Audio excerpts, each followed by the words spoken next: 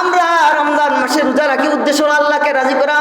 আমরা যত টাকা আল্লাহর রাস্তায় ব্যয় করি সবগুলার পিছনে মূল লক্ষ্য এবং উদ্দেশ্য হলো আল্লাহকে রাজি করা। জন্য মুফাসসিরিন একরাম বলেন বাশীরা, ওগো নবীজি আপনার নাম হলো বাশীর, আপনি মানুষদেরকে সুসংবাদ দিবেন জান্নাতের দিকে। কেন? জান্নাতের ভিতরে অপরন্ত নিয়ামত রয়েছে, জান্নাতের ভিতরে যেই সুখের সীমানা নাই, জান্নাতের ভিতরে যেই সুখের আর কোনো শেষ নাই, সুখের আর কোনো শেষ নাই। দুনিয়ার অবস্থার মধ্যে পরিবর্তন আসে। কিছুক্ষণ মানুষ দেখবেন আপনার সুখের মধ্যে ছিল, আবার কিছুদিন পর দেখা যায় মানুষ অভাবের মধ্যে পড়ে যায়, কষ্টের মধ্যে পড়ে যায়। আল্লাহ রাব্বুল আলামিন দুনিয়ার এই হাসিয়তকে বলেছেন ইন্না মাআল উসরি ইউসরা। দুনিয়ার অবস্থা হলো এমন, সুখের পর দুঃখ আসে, দুঃখের পর সুখ আসে। কেউ সম্মান পায়, আবার কেউ সম্মান হারায়। মাতিনা দেখা যায়, কেউ সম্মান পায়, কেউ সম্মান হারায়। আল্লাহ কোরআনের মধ্যে বলেন ওয়া তুইজ্জু মা তাশা ওয়া তুযিল্লু মা তাশা বিয়াদিকাল খায়র ইন্নাকা আলা কুল্লি শাইইন কাদির। আল্লাহ রাব্বুল আলামিন বলেন দেখো, দুনিয়ার মধ্যে আমি মানুষকে ক্ষমতা দেই, সম্মানের পদ দেই, কিন্তু আমার যখন অন্যায় অবিচার করা শুরু করে, বান্দা যখন ইসলামের বিরুদ্ধে অ্যাকশন গ্রহণ করে, বান্দা যখন নন ইসলামিক কাজ শুরু করে, আমি আল্লাহ রাব্বুল আলামিন তখন তাকে সম্মান দেওয়ার পরও তাকে অসম্মান করি। আলহামদুলিল্লাহ আলহামদুলিল্লাহ আহলিল হামদি ওয়াস সানা المتفرد برداء الكبرياء المتوحد بصفات المجد والعلاء والشكر على البلاء والنعماء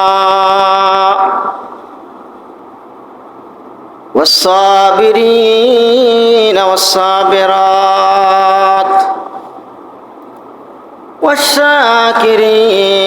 والشاكرين والشاكرات والذاكرين والذاكرات والمؤمنين والمؤمنات والمسلمين والمسلمات والحمد لله رب العالمين.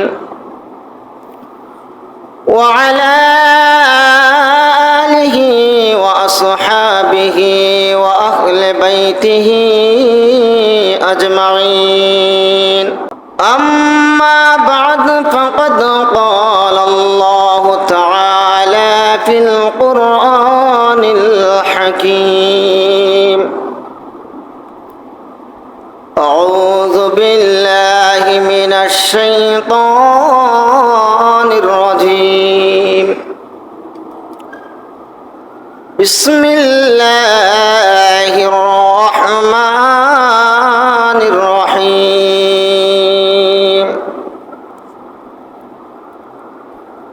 وأخرجت الأرض أثقالها وقال الإنسان ما لها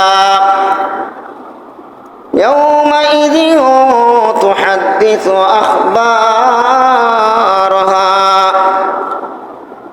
بأن ربك أوحى لها يومئذ يصدر الناس أشتاتا ليروا أعمالهم فمن يعمل مثقال ذرة خيرا يره ومن يعمل مثقال ذرة شرا يره. عن أبي هريرة رضي الله تعالى عنه قال قال رسول الله صلى الله عليه وسلم لا ينظر إلى صوركم وأموالكم ولكن ينظر إلى قلوبكم وأعمالكم بارك الله لنا ولكم في القرآن العظيم ونفعنا وإياكم بالآيات والذكر الحكيم الحمد لله মোহতরম আজাদ আল্লাহ পাক রব্বুল আলামিনের দরবারে অসংখ্য অগণিত কালিমাতুশ শুকুর এবং সুজুদ আদায় করতেছি যে আল্লাহ পাক রব্বুল আলামিন আজ পবিত্র জুমাবার দিন আমাদেরকে আল্লাহর ঘর মসজিদের ভিতরে আসার, কোরআন এবং হাদিসের আলোচনা করার, শোনার, বলার তৌফিক দান করেছেন। তারই পাশাপাশি জুমআর নামাজের অপেক্ষা করার তৌফিক দান করেছেন। এই জন্য অন্তরের গভীরতা থেকে আল্লাহকে রাজি এবং সন্তুষ্টি করার উদ্দেশ্যে শুকরিয়া আদায় করি আলহামদুলিল্লাহ। মোহতরম হাজরিন, আমরা সবাই অবগত আছি বর্তমান চলিত মাসের নাম হলো মাহে রবিউল আউয়াল মাস। যেই মাস অত্যন্ত গুরুত্বপূর্ণ একটা মাস, যেই মাসটা সম্মানী হয়েছে, যেই মাসটা মর্যাদাশীল হয়েছে, আমাদের নবী হযরত মুহাম্মদুর রাসূলুল্লাহ সাল্লাল্লাহু আলাইহি সাল্লাম দুনিয়ার জমিনে এই মাসে আগমন করার কারণে রবিউল আউয়াল মাস সম্মানী হয়েছে বিশ্ব নবীজির আগমনে। এই জন্য আমরা কালিমাতুশ শুকুর আদায় করি যে আল্লাহ পাক রব্বুল আলামিন আমাদেরকে সেই নবীর উম্মত হিসাবে আমাদেরকে আল্লাহ রাব্বুল আলামিন সাব্যস্ত করেছেন এবং সেই নবীকে আমাদের জন্য সর্বশ্রেষ্ঠ নবী হিসাবে আল্লাহ রাব্বুল আলামিন আমাদের জন্য বাছাই করেছেন। এই জন্য আমরা শুকরিয়া আদায় করি আলহামদুলিল্লাহ। মোহতরম হাজরিন, আমি আপনাদের সম্মুখে গত সপ্তাহে আলোচনা করেছি, 12 রবিউল আউয়াল আপনাদের সম্মুখে আলোচনা করেছি যে আল্লাহ পাক রব্বুল আলামিন অনেক নবী দুনিয়ার জমিনে পাঠিয়েছেন। অনেক নবীকে আল্লাহ রাব্বুল আলামিন দুনিয়ার জমিনে দিয়েছেন। সবারই পিছনে যে কাজ ছিল সেই কাজ হলো মানুষদেরকে হেদায়েতের দিকে আহ্বান করা। কিন্তু যত নবী এসেছেন সব নবীর চাইতে পাওয়ারফুল নবী হলেন আমাদের নবী হযরত মুহাম্মদুর রাসূলুল্লাহ সাল্লাল্লাহু আলাইহি ওয়াসাল্লাম। এই নবী কিভাবে পাওয়ারফুল, এর অনেক কারণ গত সপ্তাহে আপনাদের সামনে আলোচনা করেছি, তুলে ধরেছি। তো আল্লাহ পাক রব্বুল আলামিন আমাদের নবীজিকে, যেমন একটা পরিচিত নাম আছে মুহাম্মদুর রাসূলুল্লাহ সাল্লাল্লাহু আলাইহি ওয়াসাল্লাম, সেই নবীর আরো অপরিচিত কিছু নাম আছে যেইগুলো আপনি জানেন না, আমি জানি না। জানেন কারা? বিজ্ঞ উলামায়ে কেরাম। নবীর অনেক নাম আছে যেইগুলাকে গুণবাচক নাম বলা হয়েছে। এর মধ্যে একটা নাম হলো রাহমাতুল লিল আলামিন, এটা রাসূলের গুণবাচক নাম। ঠিক তদ্রূপভাবে রাসূল করিম সাল্লাল্লাহু আলাইহি সাল্লামের আরো একটা গুণবাচক নাম হলো নাজির। বিশ্বনবীজির আরো একটা নাম হলো গুণবাচক বাশীর। এগুলো হলো রাসূলের গুণবাচক নাম। ওই দুইটা নামের দিকে লক্ষ্য করে আমরা আলোচনা শুরু করি যে বিশ্বনবী জনাবে মুহাম্মদুর রাসূলুল্লাহ সাল্লাল্লাহু আলাইহি সাল্লাম একদিকে ছিলেন বাশীর, অন্যদিকে ছিলেন রাসূল নাজির। বশির নামের যে অর্থ সেটা হলো যে মানুষদেরকে খুশির দিকে অগ্রসর করা, খুশির দিকে অগ্রসর করা। আমরা সবাই তো চাই যে আনন্দের মতো থাকতে চাই, আনন্দের মতো থাকতে চাই না নেই? আমরা সবাই চাই আনন্দের ভিতরে জীবন কাটাইতে। আমরা সবাই চাই যাতে আমাদের জীবনে সুখ আর শান্তি আসে। কেউ অশান্তি চাননি, আপনারা অশান্তি চাননি। যে গরিব আছে সেও চায় যে আমার জীবনে যে একবার তার সুখ আসতো। হ্যাঁ, তো তো বাশির যে শব্দ, সেই শব্দের অর্থ হলো যে আনন্দের দিকে মানুষদেরকে আহ্বান করা। সুবহানাল্লাহ, আনন্দের দিকে মানুষদেরকে আহ্বান করা। এই জন্য রাসূলের একটা গুণবাচক নাম হলো বাশির, যে অগণবীজি আপনি দুনিয়ার জমিনে যাবেন, যাওয়ার পর মানুষদেরকে আনন্দের দিকে আহ্বান করবেন। সুবহানাল্লাহ, কিসের দিকে আহ্বান করবেন? আনন্দের দিকে আহ্বান করবেন। কি আনন্দ? আল্লাহ রাসূল সাল্লাল্লাহু আলাইহি সাল্লামের নাম হলো বাশির।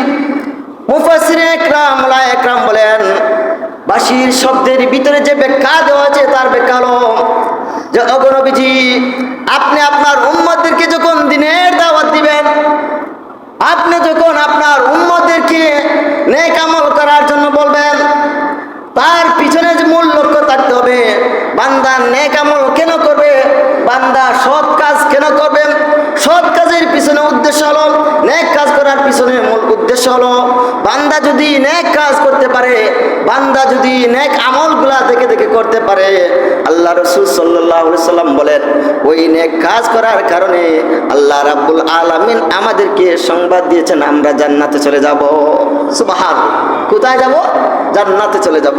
আমরা জান্নাতে সবাই যেতে চাই কিনা? আমরা সবাই জান্নাতে যেতে চাই। আমরা মসজিদে নামাজ পড়ি, উদ্দেশ্য হলো জান্নাতে যাওয়া। আমরা রমজান মাসে রোজা রাখি, উদ্দেশ্য হলো আল্লাহকে রাজি করা। আমরা যত টাকা আল্লাহর রাস্তায় ব্যয় করি, সবগুলার পিছনে মূল লক্ষ্য এবং উদ্দেশ্য হলো আল্লাহকে রাজি করা। এটাই তো মূল টার্গেট, এটাই না? আল্লাহকে রাজি করা। এই জন্য মুফাসসিরিন একরাম বলেন বাশীরা, ওগো নবীজি আপনার নাম হলো বাশীর, আপনি মানুষদেরকে সুসংবাদ দিবেন জান্নাতের দিকে। কেন?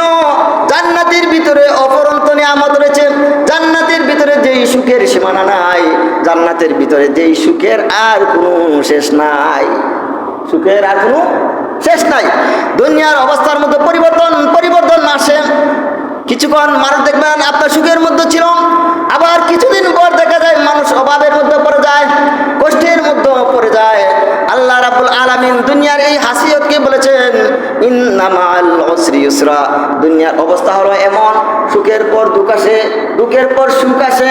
কেউ সম্মান পায়, আবার কেউ সম্মান হারায়। মাতিনা দেখা যায়, কেউ সম্মান পায়, কেউ সম্মান হারায়। আল্লাহ কোরআনের মধ্যে বলেন ওয়া তুইজ্জু মা তাশা ওয়া তুযিল্লু মা তাশা বিয়াদিকাল খায়র ইন্নাকা আলা কুল্লি শাইইন কাদির। আল্লাহ রাব্বুল আলামিন বলেন, দেখো দুনিয়ার মধ্যে আমি মানুষকে ক্ষমতা দেই, সম্মানের পদ দেই, কিন্তু আমার যখন অন্যায় অবিচার করা শুরু করে, বান্দা যখন ইসলামের বিরুদ্ধে অ্যাকশন গ্রহণ করে, বান্দা যখন নন ইসলামিক কাজ শুরু করে, আমি আল্লাহ রাব্বুল আলামিন তখন তাকে সম্মান দেওয়ার পরও তাকে অসম্মান করি। আজ বাংলাদেশের দিকে তাকায় দেখেন, বাংলাদেশের অবস্থার দিকে তাকায় দেখেন, কত মানুষকে আল্লাহ সম্মানের পদ দিয়েছিলেন, কত মানুষকে আল্লাহ রাব্বুল আলামিন ইজ্জতের সময় দিয়েছিলেন, কিন্তু সেই সময়কে তারা সুবর্ণ সুযোগ মনে করে মানুষের উপর অত্যাচার, নির্যাতন, অনইসলামিক কাজ তারা আরম্ভ করেছে। ঠিক না? অনইসলামিক কাজ করেছে, যার জন্য পরিণাম হয়েছে এখন আর যান বাঁচানোর উপায় নাই, দেশ ছেড়ে পালাও। দেশ ছেড়ে কোথায় যাও? ভারতে যাও, দেশ ছেড়ে পালাও। আল্লাহ বলেন ওয়া তুইজ্জু মা তাশা ওয়া তুযিল্লু মা তাশা।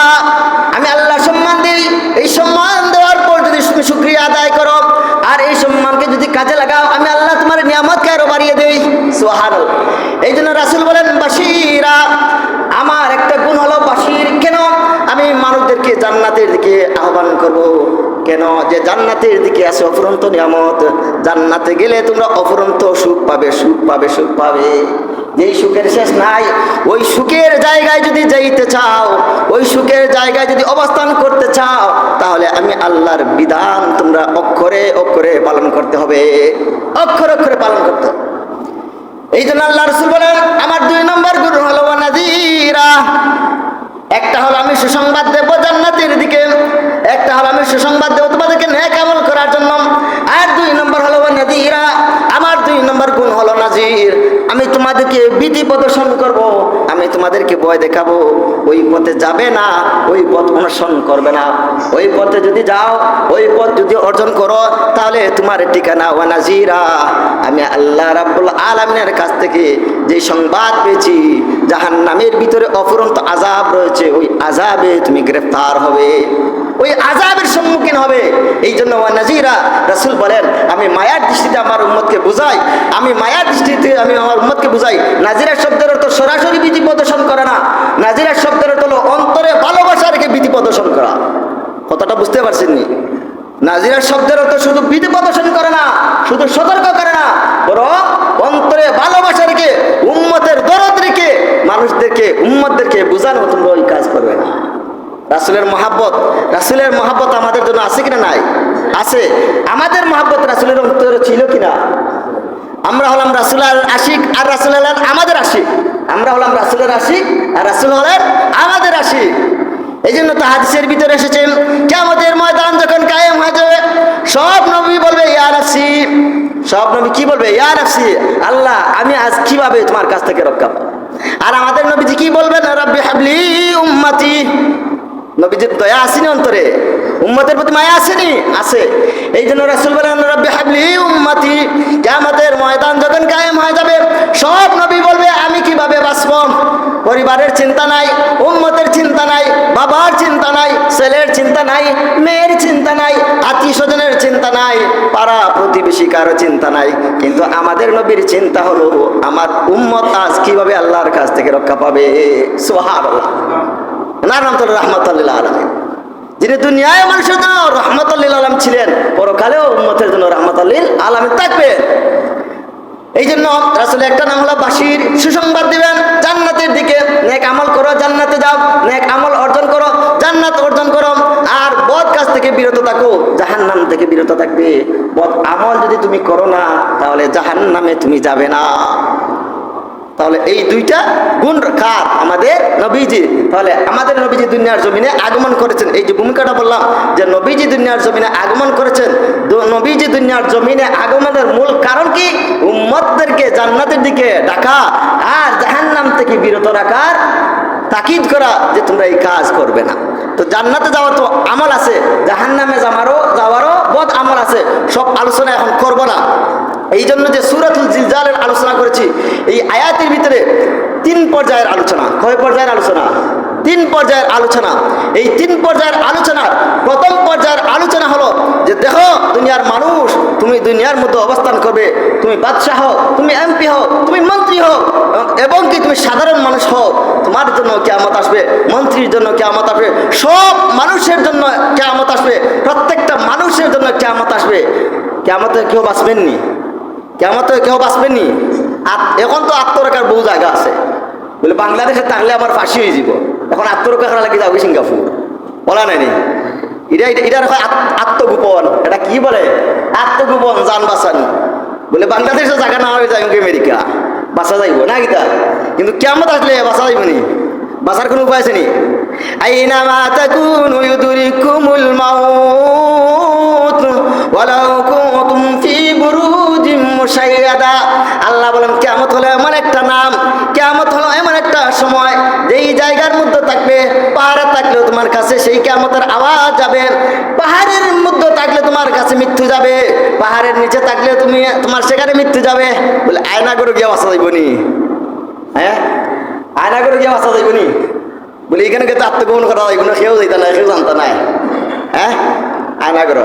আল্লাহ বলেন না, আইনামা তাকুনু ইউদরিকুমুল মাউত ওয়ালাউ কুনতুম ফি বুরুজিম মুশাইয়াদা। আয়না কর কেন?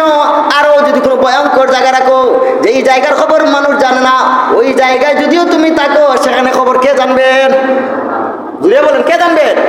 আল্লাহ। আল্লাহ বলেন এই জন্য কিয়ামত এমন একটা সময়, এই সময় থেকে দুনিয়ার কোনো মানুষ, কোনো প্রাণী আত্মরক্ষা করার সুযোগ নাই। আছে সুযোগ নাই, সুযোগ নাই। এই সময় যদি আপনার ডাক্তারও আপনার রাখেন, বলে ডাক্তার সাহেব দেখো গা, আমারে বাঁচাও গা। আচ্ছা, দুনিয়ার মধ্যে MBBS কত বড় বড় ডাক্তার আছে না নাই? কত বড় বড় ডাক্তার আছে, যে ডাক্তার আপনার শরীরের মধ্যে গড়ি লাগানোর সাথে সাথে বলতে পারবে আপনার সময় আর কতক্ষণ বাকি। মাতই না কেন আপনার সময় কতখান বাকি হইয়া দিলেন তোর সময় 15 দিন 1 মাস টাইম খাইলাম দেখাইবার খাইলাম। কিন্তু আল্লাহ বলেন সব জিনিসের যদিও চিকিৎসা আছে, মৃত্যু থেকে বাঁচার কোনো চিকিৎসা নাই। আসেনি কোনো ডাক্তারও কইছেন বলে আজ পর্যন্ত আমি চিরজীবন তোমার হায়াত দিতে পারবো, হ্যাঁ নাই। এই জন্য আল্লাহ বলেন কিয়ামত সবার জন্য আসবে। এই সূরা জিলজালের ভিতরে আল্লাহ 3 প্রকার আলোচনা করেছেন। কয় প্রকার? 3 প্রকার। এক প্রকার আলোচনা হলো আল্লাহ রাব্বুল আলামিন বলেন যখন কিয়ামত আসবে, কিয়ামতের লক্ষণ দুনিয়ার মধ্যে প্রকাশ পাবে। কি পাবে? লক্ষণ প্রকাশ পাবে। এই লক্ষণ নিয়ে কয়েকটা লক্ষণ গত সপ্তাহে আলোচনা করেছি, এর আগের সপ্তাহে আলোচনা করেছি।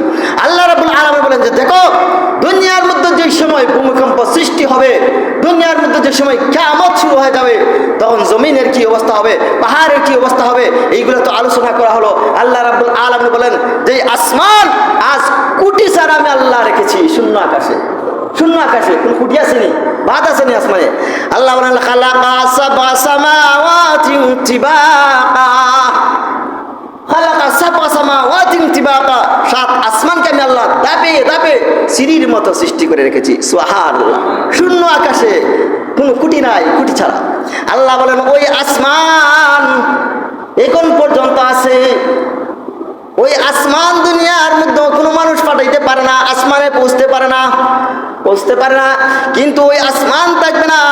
ওই আসমান সেই দিন ভেঙে চুরমার হয়ে যাবে। আল্লাহ কোরআনের এক আয়াতের মধ্যে বলেন ফাইদা শাক্কাতিস সামাউ ফাকানাত ওয়ারদাতান কাদ্দিহান। ফাইদা শাক্কাতিস সামা, যেই সময় আসমানের মধ্যে কিয়ামতের আওয়াজ পৌঁছবে, সঙ্গে সঙ্গে আসমান ফেটে চৌচির হয়ে যাবে।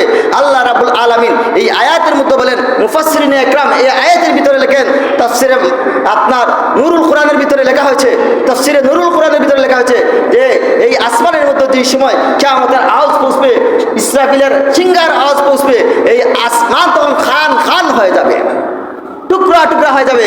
আল্লাহ বলেন এই যে চন্দ্র আছে, সূর্য আছে, গ্রহ নক্ষত্র যা আছে সবগুলা সেই দিন আসমান থেকে ঝরে ঝরে পড়ে যাবে। ফাইদা শাক্কাতিস সামাউ ফাকানাত ওয়ারদাতান কাদ্দিহান। আল্লাহ রাব্বুল আলামিন বলেন এই ঝরনাই যে আসমানের মধ্যে চাঁদ আছে, সূর্য আছে, সবগুলা সেই দিন ঝরে ঝরে পড়ে যাবে। মুফাসসিরিনে ইকরাম বলেন যে ঝরে ঝরে যে পড়ে যাবে, কোথায় পড়ে যাবে? কারণ তার কাছে আছে এটা আগুনের অন্তর্ভুক্ত। কিসের অন্তর্ভুক্ত? আগুনের অন্তর্ভুক্ত। সূর্য কিসের অন্তর্ভুক্ত? গরমের অন্তর্ভুক্ত নেই। সূর্যের মাধ্যমে রোদ আসে, রোদ আসলে আমরা কি যাবো, দেখো 34 ডিগ্রি চলে, কি পরিমাণ অবস্থা, হ্যাঁ গতকালকে বলে 38 ডিগ্রি আসলো, কি পরিমাণ অবস্থা, হ্যাঁ সূর্যের তাপ, সূর্যের তাপ এটা গরম। সূর্য নক্ষত্র এগুলো আপনার জাহান্নামের একটা অংশের টুকরা। আল্লাহ রাব্বুল আলামিন বলেন যে এই যে আওয়াজ যে সময় পৌঁছবে তখন এই চন্দ্রের সূর্যের কি অবস্থা হবে। এই আয়াতের ব্যাখ্যায় মুফাসসিরিনে ইকরাম বলেন যে এই চন্দ্র সূর্য যা আছে গ্রহ নক্ষত্র সবগুলা দুনিয়ার মধ্যে যত বড় বড় সমুদ্র আছে সব সমুদ্রের মধ্যে পড়ে যাবে। কোথায় পড়ে যাবে? সমুদ্রে। কোথায় পড়বে? সমুদ্রে। সমুদ্রের মধ্যে পড়া আছে। সমুদ্রে কি তা থাকে? আতই না, সমুদ্রে কি থাকে? পানি থাকে না? পানি থাকে। মুফাসসিরিনে ইকরাম বলেন যে দেখো এই পানি আর সেই দিন সেই পানি থাকবে না। এই আসমানের চন্দ্র সূর্য যেই সময় এই সমুদ্রের মধ্যে পড়বে, পড়ার সাথে সাথে সমুদ্রের ওই পানি যদি মিষ্টি পানিও থাকে, নক্ত পানিও যদি থাকে, সব প্রকারের পানি আগুনে পরিণত হয়ে যাবে। এটা হলো দুনিয়ার কিয়ামতের আলামত। আল্লাহ বলেন ওই আগুন মানুষদেরকে সেই দিন হাঁকিয়ে হাঁকিয়ে হাসরের মাঠের দিকে নিয়ে যাবে। ফাইদা শাক্কাতিস সামাউ ফাকানাত ওয়ারদাতান কাদ্দিহান। ও দুনিয়ার মানুষ, ওই ইসরাফিলের আওয়াজকে ভয় করো যে এই দিন আসমান জমিনের অবস্থা কিরূপ হবে, কেমন অবস্থা হবে। এই জন্য আল্লাহ রাব্বুল আলামিন বলেন এই সূরাতুল জিলজালের ভিতরে 3 প্রকার আলোচনা। প্রথম নম্বর আলোচনার ভিতরে আল্লাহ রাব্বুল আলামিন বলেন যে দুনিয়ার অবস্থা কিরূপ হবে, আসমানের অবস্থা কিরূপ হবে, এইগুলো নিয়ে আল্লাহ রাব্বুল আলামিন আলোচনা করেছেন। এরপর আল্লাহ রাব্বুল আলামিন বলেন যে শুনো ওয়া আখরাজাতিল আরদু আসকালাহা। 2 নম্বর হলো রে মানুষ, 2 নম্বর অবস্থা হলো তোমার যখন মৃত্যু হবে তুমি কবরের মধ্যে চলে যাবে, তখন কবরে যাওয়ার পর কবরের জিন্দেগি তোমার কেমন হবে।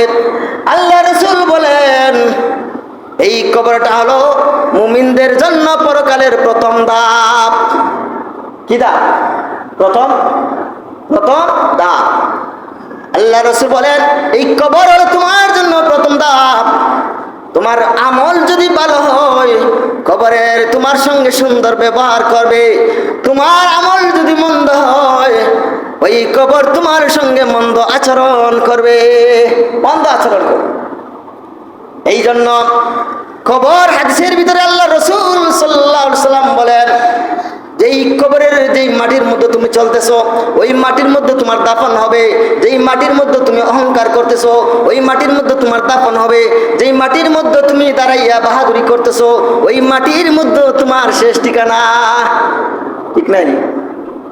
এই জন্য আল্লাহ রাসূল বলেন ওই কবর প্রতিদিন মানুষকে আহ্বান করে, দৈনিক 5 বার মানুষকে আহ্বান করে, এ দুনিয়ার মানুষ আমি অন্ধকার কবর।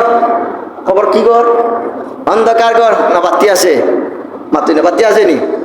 বাতি নাই না, একটা দিলে না চার্জ যাই, চার্জারটা দিলে দিলেনি, চালাই দিবনি।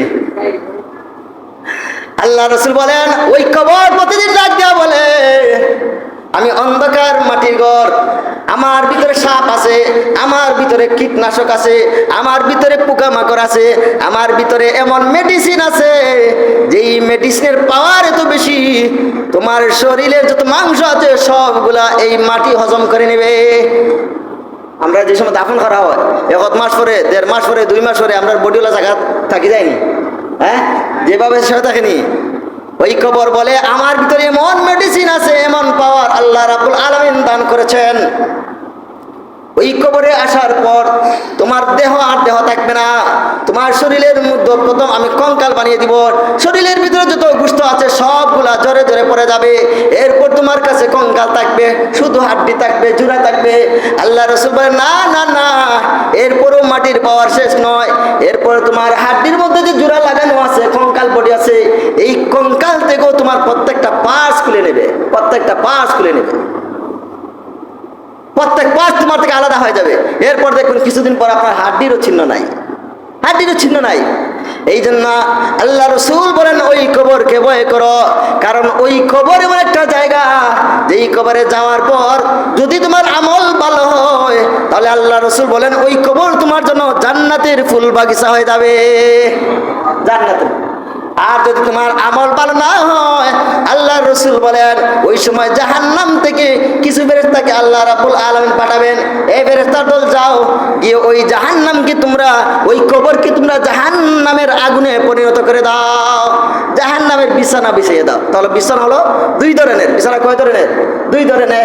এক ধরনের বিছানা হলো এয়ার কন্ডিশন, আর একটা বিছানা হলো আপনার শুধু গরম আর গরম, গরম আর গরম। এয়ার কন্ডিশন বিছানা আসবে জান্নাত থেকে। এয়ার কন্ডিশন বিছানা কোথা থেকে আসবে? জান্নাত থেকে আসবে। আর যেই জায়গায় যেই বিছানাটা আপনার জন্য আরামের নয় ওই বিছানাটা আসবে কোথায় থেকে? জাহান্নাম থেকে। কোথায় দেখবে?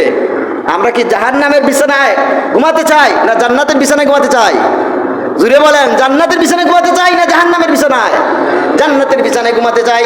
এই জন্য যে হাদিস পড়েছি এই হাদিসের ভিতরে আল্লাহ রাসূল সাল্লাল্লাহু আলাইহি ওয়াসাল্লাম বলেন عن أبي هريرة رضي الله تعالى عنه قال قال رسول الله صلى الله عليه وسلم لا ينظر إلى صوركم ولكن ينظر إلى قلوبكم لا ينظر إلى صوركم وأعمالكم। আল্লাহ রাসূল সাল্লাল্লাহু আলাইহি সাল্লাম বলেন যে আল্লাহ রাব্বুল আলামিন লা ইয়ানজুরু ইলা সুওয়ারিকুম, তোমার যে বডি দিয়েছেন তোমার বডির মধ্যে সুন্দর কতটুকু আছে তা আল্লাহ তালাশ করবেন না। মাতো না সুন্দরে ঘুরে জান্নাতে যাওয়া যাবে নি? আমার চামড়া সুন্দর, আমি জান্নাতে যেতে পারবো? হ্যাঁ, দুনিয়ার মতো তো যারা সুন্দর বেশি তারা সম্মান বেশি, মাতই না। যারা চামড়া সুন্দর বেশি তারা মর্যাদা বেশি নেই। এই যে বাদে এখন নারীদের মতো কত মহিলা আপনার ভাইরাল হয়ে যায় সোশ্যাল মিডিয়ায়। কিসের কারণে? তাদের রূপের কারণে। কিসের কারণে? চরিত্রের কারণে না রূপের কারণে? রূপের কারণে। এই যে পরিমণি একজন আছেন, কতদিন আগে পরিমণির ভাইরাল হয়েছি, হ্যাঁ, কিসের কারণে? রূপের কারণে। রূপের কারণে। আরো কিছুদিন আগে আরো এক মহিলা খিতা আসে, কত যত মহিলা যায় আসে, কতদিন বাদে যখন আসে, হ্যাঁ, পরিমণি ইয়া মাহবুদ ভাইরাল হয়েছে পরিমণি, বুঝা যায় আসমানে তুলে লাইছে। আল্লাহ রাব্বুল আল্লাহ রাসূল বলেন লা ইয়ানজুরু ইলা সুওয়ারিকুম, আল্লাহ তোমার চামড়ার দিকে লক্ষ্য করবেন না, তোমার চামড়া সুন্দর সেটার দিকে লক্ষ্য করবেন না, ওয়ালাকিন ইয়ানজুরু ইলা কুলুবিকুম। আল্লাহ রাসূল সাল্লাল্লাহু আলাইহি সাল্লাম বলেন, আল্লাহ সেই দিন লক্ষ্য করবেন তোমার অন্তরের দিকে, তোমার অন্তরকে কি পরিমাণ পাকাপোক্ত ঈমানওয়ালা করেছো। আসল জিনিস কি আমাদের? ঈমান না? আসল জিনিস কি? ঈমান। এই ঈমান আমাদের মজবুত থাকতে হবে, ঈমান আমাদের শক্তিশালী থাকতে হবে। কি পরিমাণ শক্তিশালী ঈমান থাকতে হবে, সাহাবীদের ইতিহাস এবং কি বিভিন্ন মনীষীদের ইতিহাস থেকে আমরা জানতে হবে, শিক্ষা গ্রহণ করতে হবে। আমরা সবাই জানি যে ফেরাউন নামে একজন বাদশা ছিল, ফেরাউন নামে একজন বাদশা ছিল। সেই ফেরাউনের ঘরে একজন আল্লাহওয়ালা বান্দি ছিল। কি ছিল? আল্লাহওয়ালা বান্দি ছিল, ফেরাউন জানতো না। আমরা সবাই এই কথা হয়তো জানি।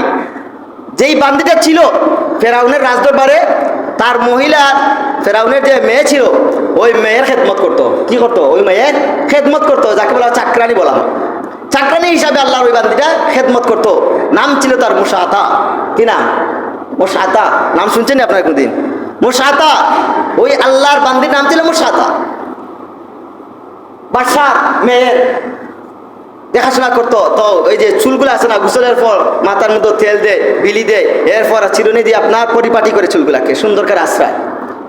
ওই মহিলাটা আশ্রাইতেছে, হঠাৎ করে মাথার হাত থেকে চিরুনি পড়ে গেছে। কি পড়ে গেছে? চিরুনি পড়ে গেছে।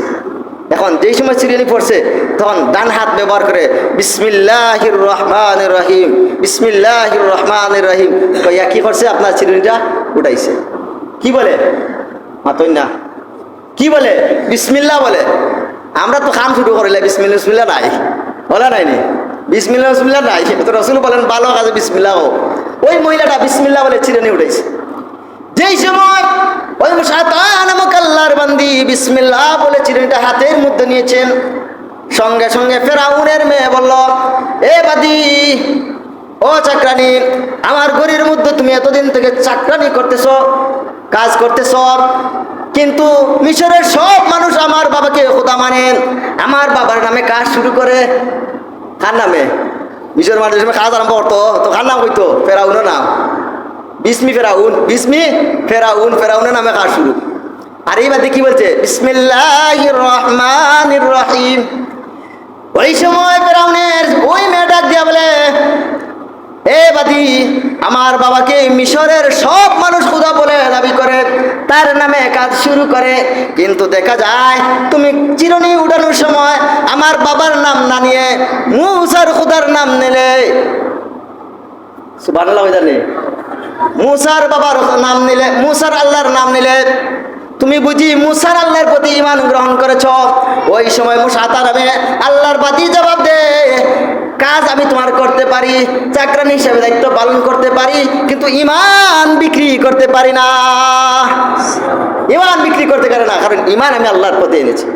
বাবার কাছে খবর দিছে যে আব্বাজান, দুনিয়ার সব মানুষ তোমাকে খোদা মানে, মিশরের সব মানুষ তোমাকে খোদা মানে, কিন্তু এই বাদী যে তোমাকে খোদা মানে না, আজ তার প্রমাণ আমি পেয়েছি। বলে কিভাবে? বলে এই কাজ করেছে বাদী। তখন তাকে নেওয়া হয়েছে। ফেরাউন তখন ডাক দিল, এই বাদী তুমি আসো, তোমার তো গুণ অনেক ভালো, তোমার তো নামি দামি মানুষ, যার জন্য তোমাকে আমার রাজ দরবারে তোমাকে চাকরি দিয়েছি। কোথায় দিয়েছি? রাজ দরবারে চাকরি তো সুযোগ হয়নি। তুমি দেখা যায় এখন আমার প্রতি ঈমান গ্রহণ করো না। এখন বলো তুমি আমাকে খোদা মানবে নাকি জীবন দিবে? পরীক্ষা নাই। কি বলেন? এটা পরীক্ষা নাই। তুমি আমাকে খোদা মানবে না জীবন দিবে? ওই বাদী তখন জবাব দেন, তোমাকে খোদা হিসেবে মানি না, মানতে পারি না। কারণ খোদা হলো উনি যিনি আমাকে সৃষ্টি করেছেন, খোদা হলেন ইনি যিনি আমাকে মৃত্যু দান করবেন। ও ফেরাউন, তোমাকে খোদা হিসেবে মানতে পারি না। জীবন যদি দিতে হয় জীবন দিয়ে দেব, এরপরেও তোমাকে খোদা মানব না। তোমাকে কি মানব না? খোদা মানব না। যাই হোক, সময় শেষ হয়ে গেছে মনে হয়। ঘটনা পরবর্তী আগামী সপ্তাহে বলবো ইনশাল্লাহ। এতটুকু পর্যন্ত এটা কিসের পরীক্ষা দিল? ঈমানের পরীক্ষা। এই জন্য আল্লাহ রাসূল বলেন, লা ইয়ানজুরু ইলা সুওয়ারিকুম ওয়া আমালিকুম ওয়ালাকিন ইয়ানজুরু ইলা কুলুবিকুম ওয়া আমালিকুম। আল্লাহ রাসূল সাল্লাল্লাহু আলাইহি ওয়াসাল্লাম বলেন যে দেখো, তোমার সুন্দর নিয়ে অহংকার করবে না, কারণ তোমার সুন্দর কাল কিয়ামতের দিন আল্লাহর কাছে দাম থাকবে না যদি এই সুন্দর চেহারার সাথে আমল না থাকে। কি না থাকে? আমল না থাকে। আর তোমার সম্পদ নিয়ে তুমি বড়াই করবে না, তোমার সম্পদ নিয়ে তুমি অহংকার করবে না যদি এই সম্পদ আল্লাহর রাস্তায় ব্যয় না করো। ঠিক না ঠিক? কারণ কিছু মানুষ আছে আপনার এই সম্পদের কারণে জাহান্নামে যাবে, আর কিছু মানুষ আছে এই সম্পদের কারণে জান্নাতে যাবে। সুবহানাল্লাহ।